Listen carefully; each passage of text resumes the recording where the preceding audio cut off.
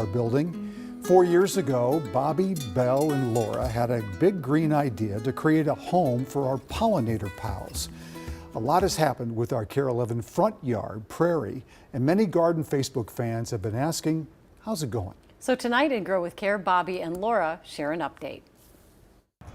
We're standing in the middle of our 4-year-old KARE Prairie. And it's time to see how it's doing. When you look at our prairie, what do you see? I see the prairie is in kind of a state of transition between those summer blooms and gearing up for the late summer and fall blooms. And what about the health of our prairie? Overall here, I'd say this prairie is looking really good for a young prairie. We're in kind of that between the third and fourth growing season. We have a ton of blooms. The grasses are kind of hanging out underneath those flowers. And I see some thatch layer building up, so I think we could consider a prescribed burn next spring. So when we burn, what does that do for it? One is removing that thatch layer, the built up leaf litter and dormant stems from years past, as well as taking care of some weed seeds in the soil and tree seedlings that have kind of begun popping up just from weeds that have blown in over the years. Now, if someone has a prairie in their yard or their backyard or some meadow they can't burn per se. What can they do?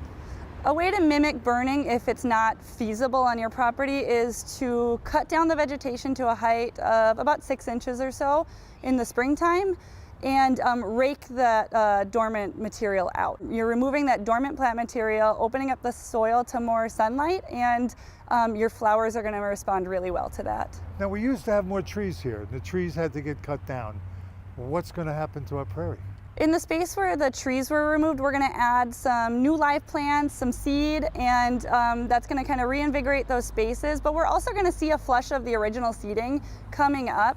It's just going to kind of create some depth to the planting area. We're going to have some young seedlings mixed in with the older growth over the next couple of growing seasons. Bree, we'll see you in the spring.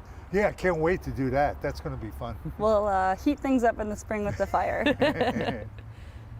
I just want to see Bobby raking out there. I think he'd rather burn. That's what I just heard. Yeah. If you have gardening questions for Bobby, text the word GROW to 763-797-7215 and you'll get a reply with a link to the Grow with Care page and a link to join our Facebook group. So you can also text your Grow questions directly to that number.